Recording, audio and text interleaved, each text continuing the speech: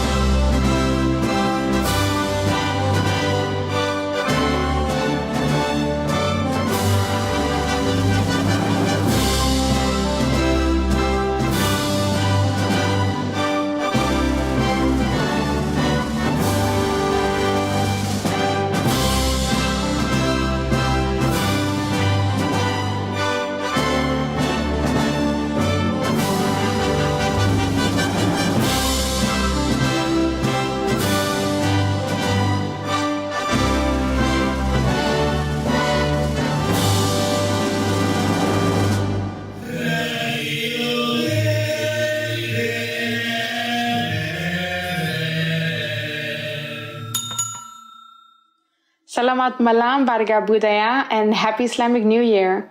Today is a special and also a bit of a sentimental program because guess what? It's the very last program of Global Chain, and that to me is just completely insane. It's crazy how fast time has gone by. I have truly enjoyed it so much to come to the studio and do these programs for you and with you, and it's really crazy that it has come to an end, but it has been a pleasure, and therefore it shouldn't be too sentimental. For today's program, what I want to do is to look back at the previous 9 programs for Global Chain, and I want to play a couple of minutes, or approximately 3 to 4 minutes of each of the programs, and sort of look back at some of the amazing stories and experiences that we've heard from the interviewees of the programs. So I've collected some of the pieces for each program that I find particularly special. And I'll just capture or I'll just list all of the programs now right away, just to summarize what we're going to go through. And then I'll play all of the pieces in one go, and I won't sort of interrupt along the way.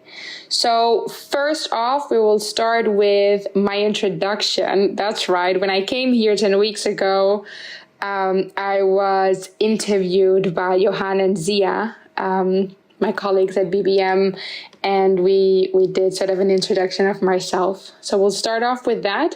Then we'll move down to the program on Dutch sayings, where I had my husband in the studio to share some insights on Dutch sayings. Then we'll move straight into the episode on education that I did with Hania from Utrecht University. Then we will jump to the one on redefining home with Dora, who's from Hungary, and I know her from my job back in the Netherlands. Next is the episode on how to be more bold, or the fact that you need to be more bold in the Netherlands. And this program is with Clarissa, who is from Indonesia, and I know her from my study in Utrecht. Next is the program on Danish fairy tales, which I do all by myself, where I share with you guys some insights on H.C. Andersen, who is the author behind The Little Mermaid. And I also share with you some of my favorite fairy tales from him. Then the 7th episode is where I interview my cousin on raising children multiculturally. And yeah, I don't want to explain anymore. I could keep on going. I'm just going to let you listen to it. The 8th episode is on feminisms in plural, where I interview Juliana, that I know from Eindhoven back home. Enjoy. And the very last one is where I interview some of my two best friends, Simone and Emma, on Roskilde Festival and Danish culture. So these are the 9 episodes that we will go through, or that I will share and have sort of a look back. And I hope you'll enjoy it, and you know where to find the links, where to find the full programs. They're all on our YouTube channel. Enjoy. I have questions. Yeah. So you live most of your life in Denmark, right? Mm-hmm. Yeah. So can you tell us what's special about Denmark? Yeah. I find that this is an interesting one, because if you've lived in Denmark your whole life, you might not think that it's a special thing. But what's special is in Danish, and also similar in Sweden and Norway, that are also Scandinavian countries, we have this term hygge. And hygge is directly translated into nice or cozy. But hygge really describes an atmosphere that is intimate, and with people that you know, and people that you're very comfortable with, and also in a setting that is very humble. So if you go to a very fancy party with, expensive champagne, with people that you don't know, it is not hygge. It cannot be classified. It can be a super nice situation, but hygge is very humble. So in Denmark it's cold, so we would say around the fireplace, the humble meal. So I think this says a lot about Danish culture, that the most intimate moments might even be maybe the nicest hygge moments we have. Hygge can also be by yourself, having a cup of coffee and having a moment to yourself. And it's not fancy, and it's not, extraordinary. It cannot be at a fancy hotel, for example. Do you know what I mean? It's just these small moments, they can be hygge. And I think, as I said, that really says a lot about Danish culture, I think.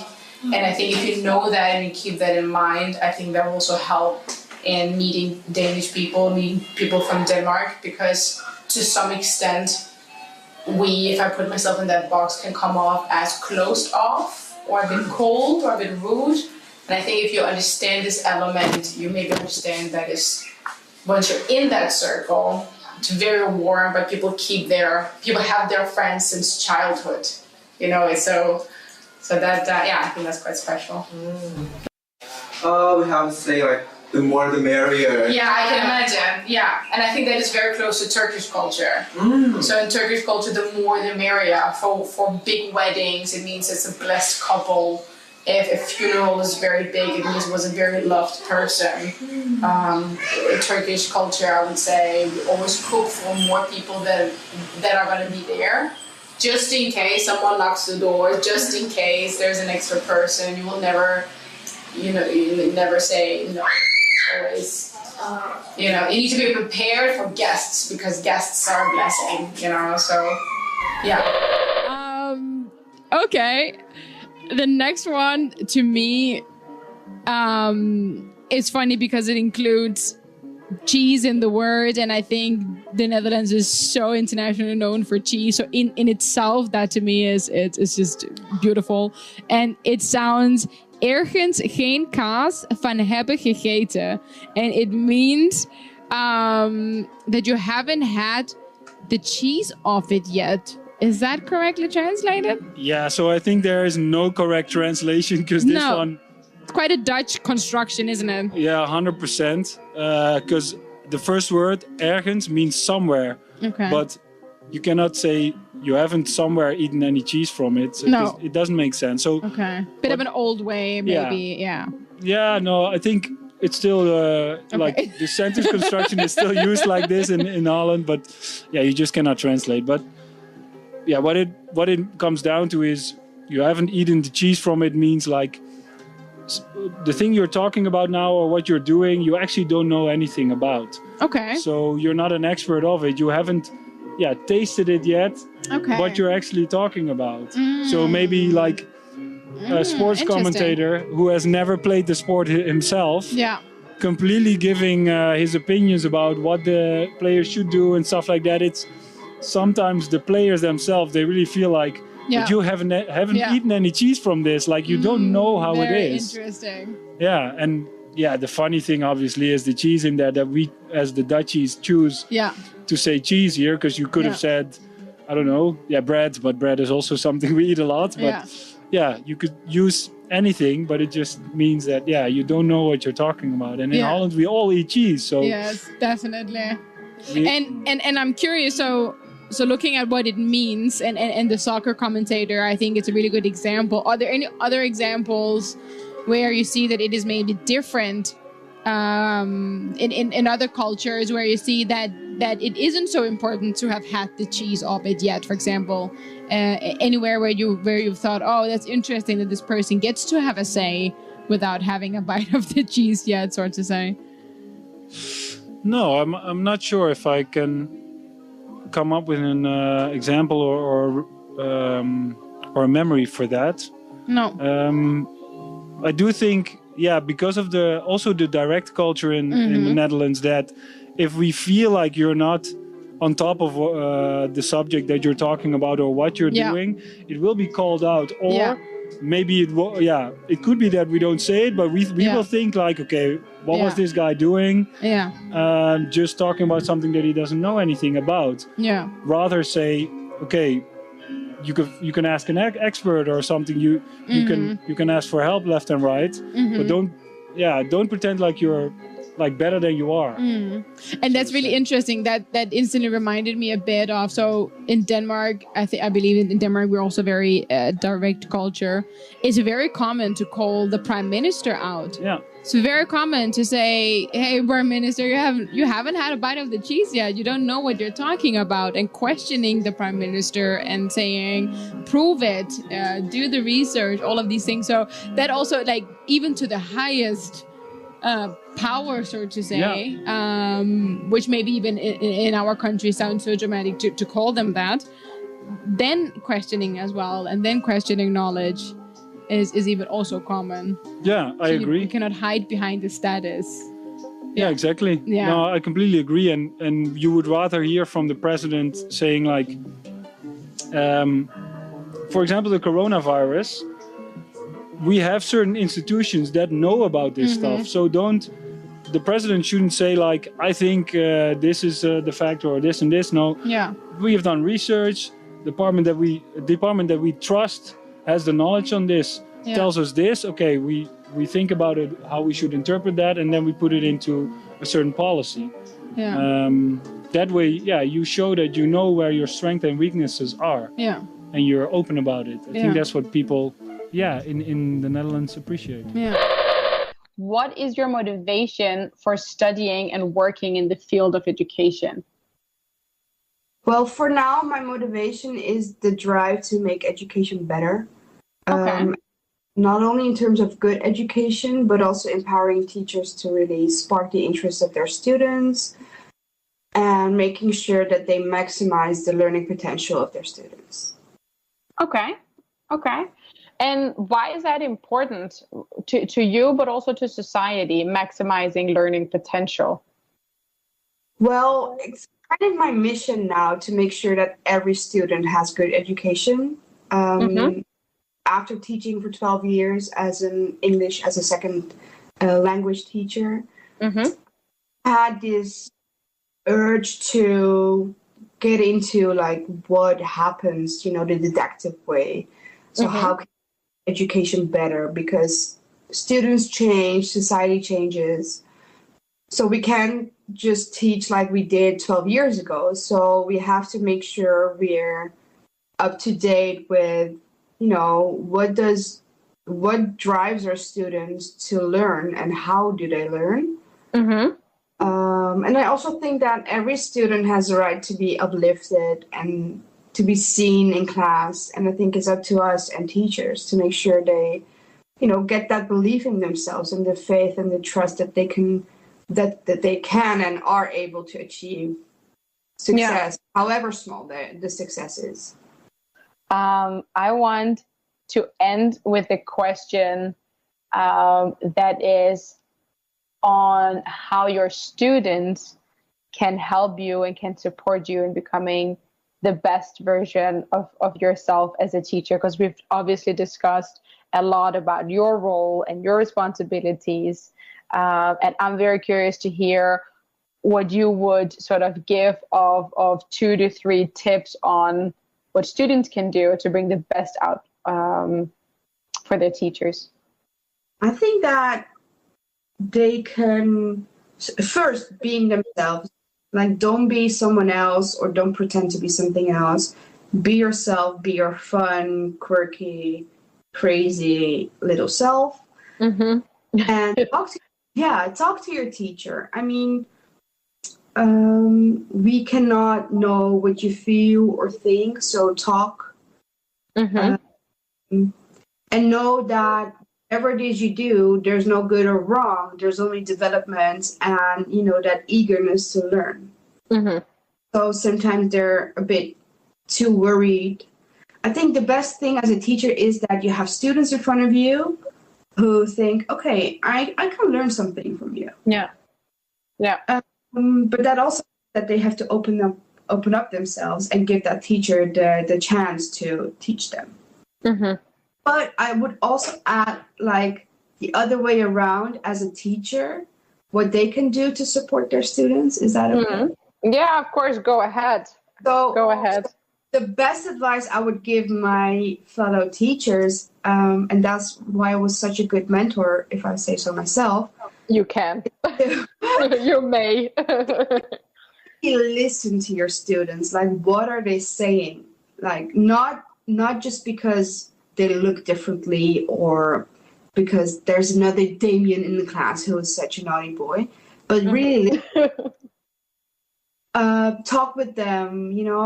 It shouldn't always be about the subject you're teaching, just showing interest in them, or even if it's 10 minutes of your time, like how was your weekend? What did you do? Make sure you're interested. Yeah. And then the last thing is give them the feeling of being capable. They need the little successes to achieve big success.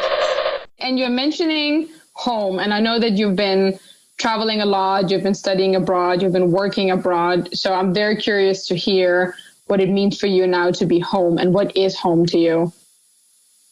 Yeah, so I've been thinking about this, and I think that home is not so much of a place, but more like the connections that you have with people. And yeah, of course, well, home could be where you grew up at. So for me, that's Hungary, that's Budapest, where my family is, where the house is where I grew up. But it could also be the cities where you've lived before or where you're currently living, and have friends there and have all these connections that make a place feel like home. Dora, since you've been traveling a lot, you've been studying in different cities, you've been working in different countries, and now you're considering where your next move will take you. So could you share some tips for young students or for young professionals who also want to move abroad and they're moving abroad for their first time? Do you have any tips and tricks to share? Yeah, well, my advice would be just do it, because I think it really is so valuable. And yeah, once you are young, it's just the best way to explore the world, to explore new cultures, and to get to know yourself also better, as we discussed. And my tips and tricks would be,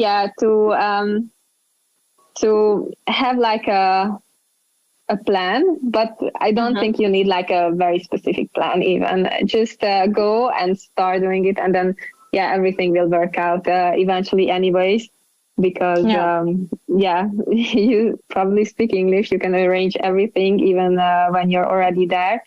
So for example, I wouldn't move somewhere without a job to a new city, because I think that's something like nice to have before you move.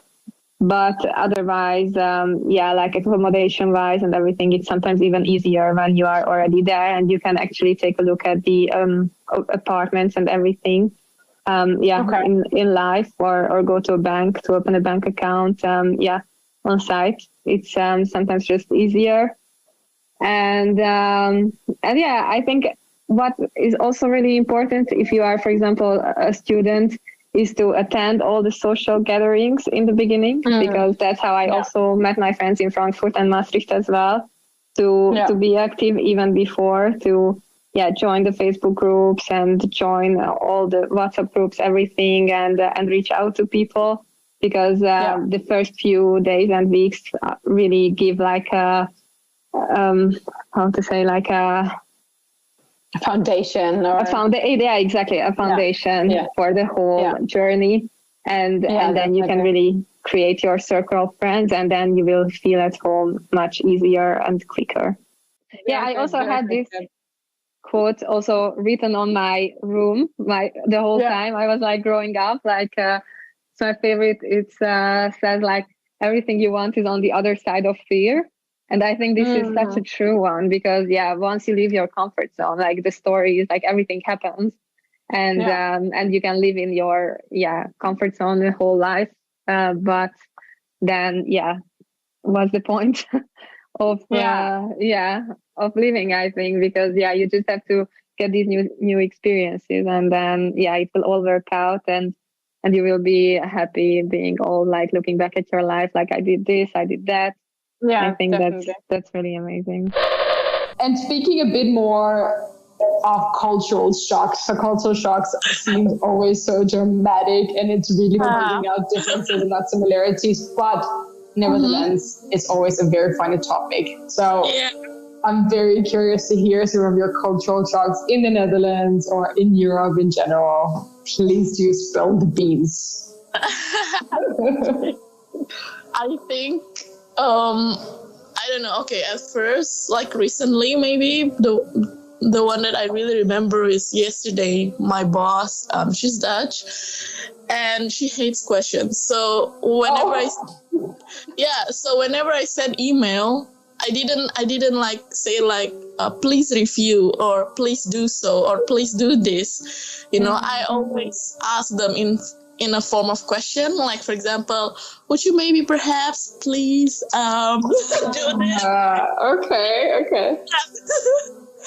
But I cannot like be a little bit more, I don't know, directly commenting, because who I command is actually the managers, the product managers, and they're very high in position. So I feel like I'm just an intern. How can I do that? But then she was like, but they don't have to. They don't have time for questions. If you ask them in a form of questions, they can say yes or no. But if you comment them like directly, like please review, they cannot say no. They will do it. They will do it. So I was like, such an interesting one. Yeah, because I think from my language it will be like in a form of question as well, and it will be more like indirect kind of approach. And here in a workplace, she was like, no, you have to be more bold. You have to comment. You got the power. You got the power. And how do you find that? Have you tried so far to do it? Yeah, like so last time I wanted to leave early, and I said to her like, can I please leave early today? And then I immediately remember, and I switch back, and I say to her like, I'm going to leave early today because I need to do my thesis. She's like, yes, I like that. Oh, so funny. And are there any things, I'm also curious to hear, so obviously the assertiveness versus humble, and it's something that you need to be in a country for a while to understand, I think. Is there certain things that you remember from back when you first moved, either appearance, it can even be clothing or style or anything like that, that was a bit shocking to you or a bit new to you? Walking. Because in Indonesia, we always drive car. You can just 100 meters and we will take Grab bike or Go bike, we will take ojek, we will take Gojek is a thing. Yeah, vehicle, I don't know, motorcycle or car. But right here, like, you walk around and it's no problem because most of the street are actually for pedestrian and for bike. Yeah. So you feel safe. But in Indonesia, you actually you can go, it's easier for you to go by car or motorbike. If you're, maybe also because of the weather, it's so hot there. So, it's easier if you just go by vehicle. But for me, the most culture shock is that everyone is walking around or bike everywhere. It's so true. I remember walking with you. Yeah. I remember walking with you from one of our lectures together, and then we were going to this Young Innovator program. Yeah. And I actually remember talking about this with you. It was winter, and you're like, we have been walking forever. And I was like, it's just 20 minutes. I remember this. I thought, we could have taken the bus. And you're like, no, just walk. I was really enjoying the walk. I was like, we need some fresh air. We need to be stimulated. Our bodies need to move. I was like, yeah. That's also a culture shock. The first time I come here, like everyone is walking. And the train is so great. I mean, they are so in schedule. Mm-hmm. Like, the first months I come here, I'm always running around because I thought if the train leaves at 9, you can just get away. Like, you can just arrive at 9 sharp. Mm-hmm. Yeah. But then you actually have to get there like at 8:50 or at 59 or something like that. It's very point. Very it even leaves early. I always say that the Dutch schedule is so unscheduled that it leaves 2 minutes early. Yeah, I think so. So the first time I come here, because I always take train, I always running around because I always I miss the train, but it's also a culture shock for me and my friends. Yeah, no, same. I recognize that. I'm happy that you think that the trains are so on time, because I think when you moved to the Netherlands, it was during the strike, wasn't it? I remember that summer it was the trains were all striking. So I'm happy you still have it's amazing that the positive has been prevailing the negative. Yeah, but they're a little bit extreme. So they either cancel the train or they're on schedule or they delay. But it's rarely happen, and you can see it in the app, so you know what is going to happen. So at least, that's true. And just to also discuss a little bit what's next, I'm curious because you've been in the Netherlands for a year. We've been obviously studying together in Utrecht, and now you're doing your internship in Eindhoven, where I live. Where my apartment is currently rented out, so that's really funny. And you work at Philips, which is Dutch pride, so that's really also interesting to me that you're there. And how do you look at what's next? What's after internship? How do you look at possibly moving back to Indonesia or to another country? Yeah, I think I'm going to be back in Indonesia for a while.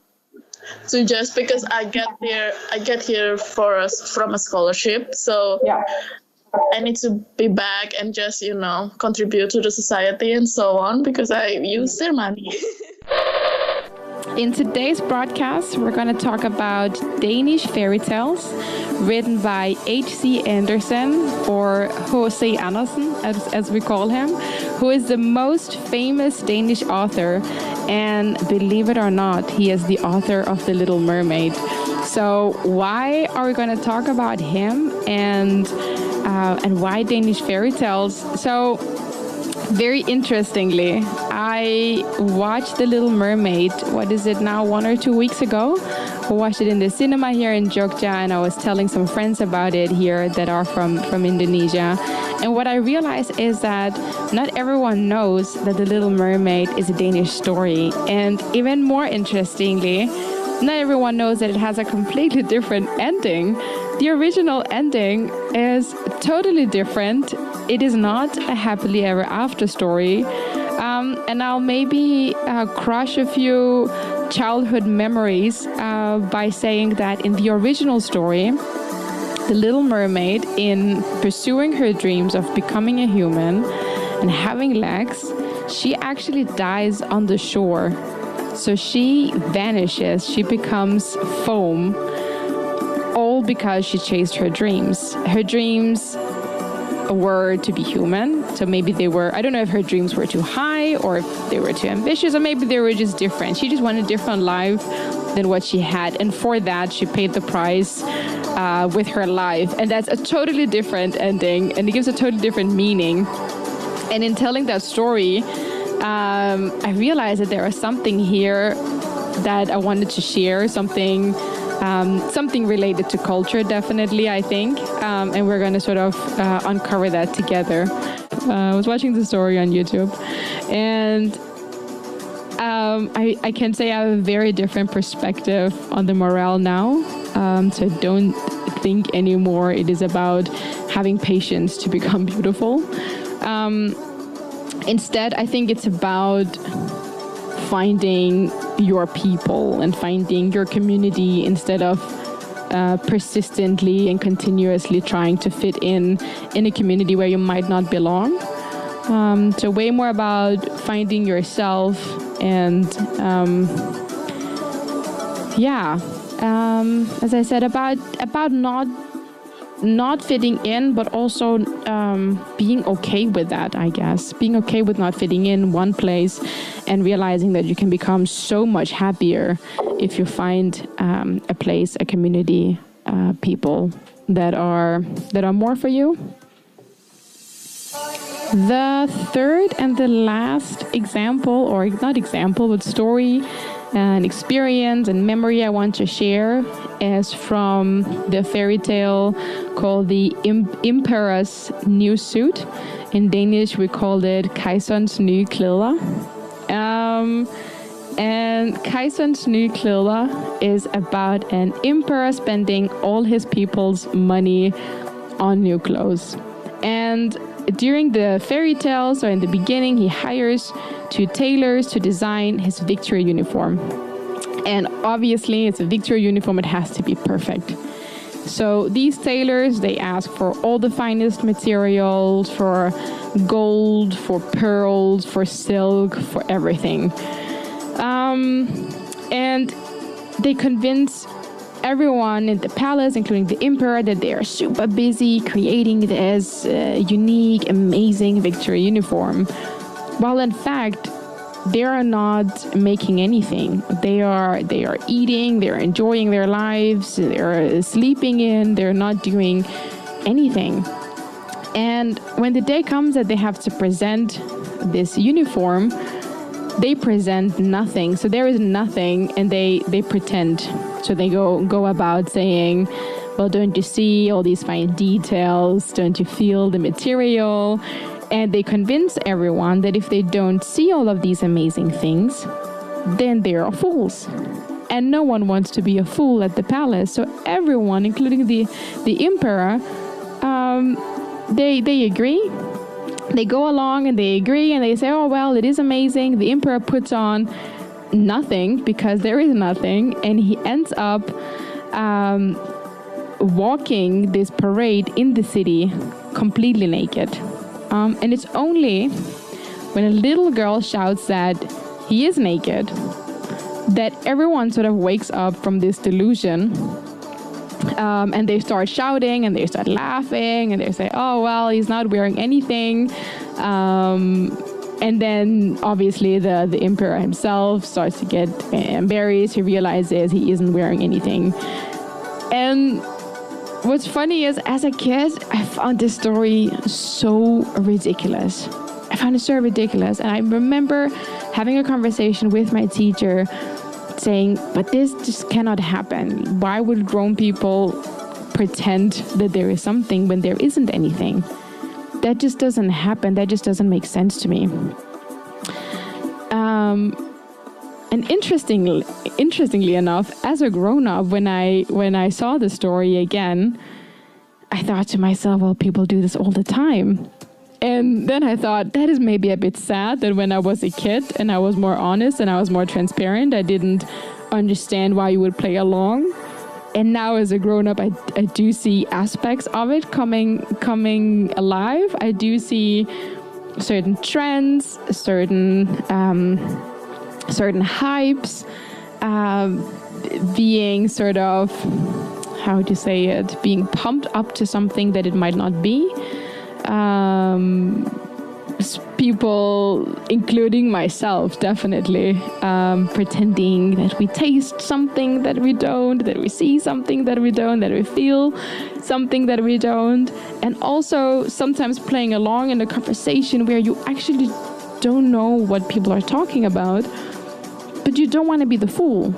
So you just go along, and then everyone goes along, and then you end up having a conversation that is just as much of a delusion as Impera's uniform. It's not non-existent. So I find this story extremely accurate and such a bizarre example, such an extreme example, obviously, of how wrong it can go when you want to hide or when you want to make sure that other people don't think you're a fool.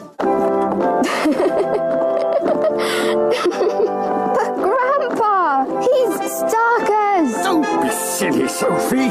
It's just the modern look. Oh, but he's got nothing on. Look, everyone. Look with your eyes. Sophie, please.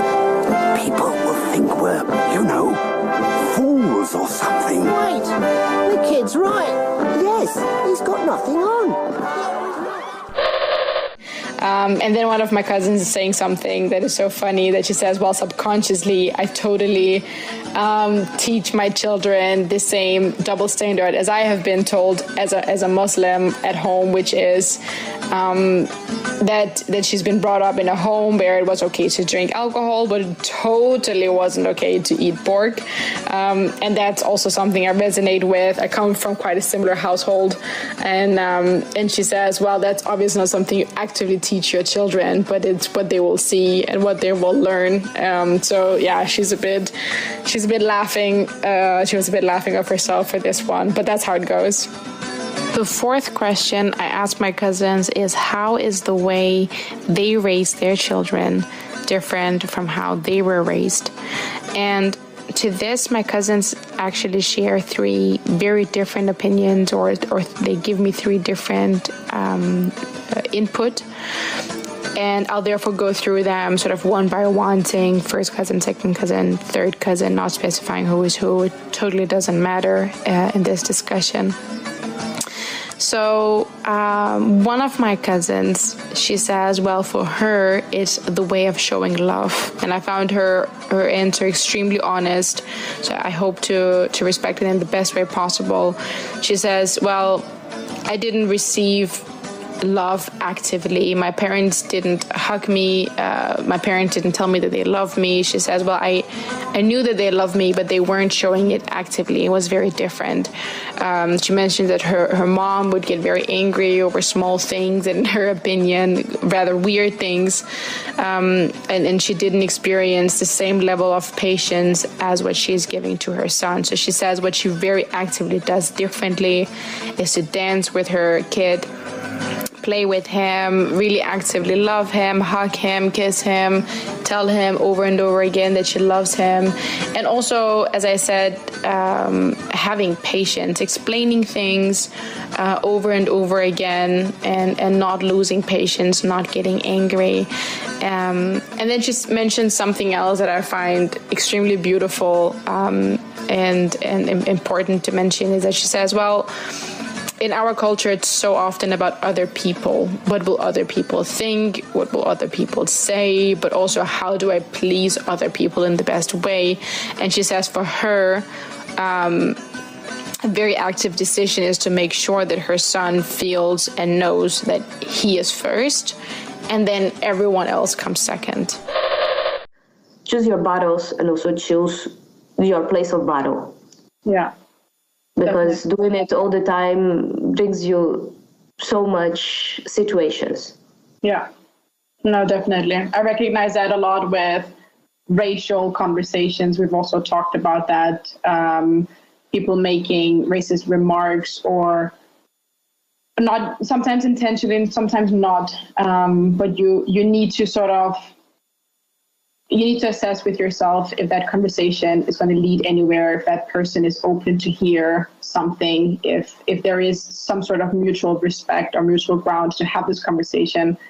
Otherwise, exactly to say, it's tiring, and sometimes it gets out of hand, and it consumes a lot of energy. Yes, totally. And I think it's also good to protect ourselves. So as a feminist, a lot of people at work knows that I'm in the wave, and like people that I start to getting to know, and I open up, but I don't need to say in every meeting that I'm a feminist. No. Because the times I did, even like in other companies, then the anti-feminist people, they target you. Yeah. And they put you against the wall, and it's very uncomfortable. So I just, my job is not a place of activism. No. It's the place I do money, so I can do activism afterwards. You can do activism, yeah, it's a good point. But once you start talking with your friends, then stories come. Mm. Yeah. Everyone has a story to share. Even I was talking with my manager short ago here in the Netherlands, and I said like, yeah, because I feel here it's not. And she's like, Julian, I go out running a lot, but I don't go in the evening. I don't go when it's dark. Same. I was just going to mention it as well. Totally the same. Yeah. So it's like we don't talk about street harassment, and we don't challenge the safety in the Netherlands, but we don't go out running in the evening. Yeah, it's a really good point. It's hard. Like first, I try to just understand what happened. I need to deal and process it, and this is usually internally. Speaking about it with like-minded people helps. Depending if it's story of myself, I know with who to share. Sometimes it's harder because it's someone else telling me a story, and then I cannot share it with everyone because it's something that someone told me in private. And sometimes it's just like, okay, this is a private story, but do you want my help? No, I don't want to do anything. So also you need to respect other person's decision on not going to the police to ask for help because your partner is hitting you. You don't go to the police. Yeah, and then I'm there. I cannot insist and be heavy on let's go to the police and do something. But also I need to cope with all this information and be available for this person, that I am glad to be there. But that I cannot share with more people because it's kind of a secret that someone trusts me. Yeah. Those for me are more difficult to process and understand than the things that happen to myself. Because things that happen to myself, I think I just speak it with like-minded people. They calm me down, they hug me, and then I use this energy to other things, like anger is a gift, right? I will use that for stuff. But after I process my stories or the other people's stories, I think is this motor that I have and I use to continue doing things with the wave, even if it's like 2 radio shows a month. It's time consuming. We have the wave for over 4 years.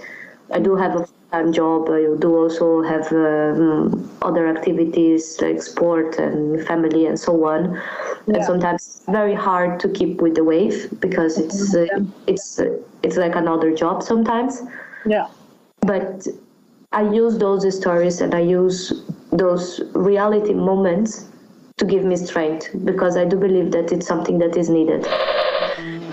So I feel like, Roskilde is a festival and it's held in a town, city, whatever you call it, in Denmark called Roskilde. And for me, it's not only a festival, it's also a community. So it's like the matter of like getting together with people in a way that you can't on daily basis. Sleeping in tents, waking up next to your best friends and new friends. And it's just like an open-hearted place where you're allowed to be the best version of yourself and get a lot of great memories. You know, it's different from 10 or 6 years ago even, because we are all busy. Or like we're more busy with life. So now I feel like I appreciate our friendship in a different way. And like, for example, we might not see each other that often, but when we come together, like we did last year for a weekend, I just felt like, oh my God, I feel so happy. I feel so I feel like I don't need anything right now. It's perfect because my friends all like gathered, and I just remember just feeling like I wish this could last longer. Yeah. And you feel super energized. Yeah, it's just so nice. We need to do that again soon. I think that's the conclusion. We started off talking about festivals, and the conclusion is we need to organize another girls' trip. Terima kasih Warga Budaya for listening to the look back of Global Chain. I hope this gives you an insight into what we have been discussing for the past 9 episodes. It has been such an incredible pleasure to do this program, to do Global Chain, and it has definitely sparked a lot of interest in me in terms of radio production, in terms of podcast, mostly just in terms of sitting with people different from myself and listening to their story. And that's something I will encourage every single person to do. Listening to other people's stories, it has sincerely given me so much. I want to thank, obviously, the BBM community for allowing me to host the program. I want to thank my student colleagues who have helped me tremendously and who have guided me in this process and who have inspired me in the way that they do their radio programs. So for the last time for Global Chain, I want to say that I wish you a great night, Warga Budaya, dan sampai jumpa di siaran berikutnya. Bye-bye. Dari Komplek Balai Budaya Minomartani Ngaglik Lembang, inilah Radio BBM, jaringan radio komunitas Yogyakarta.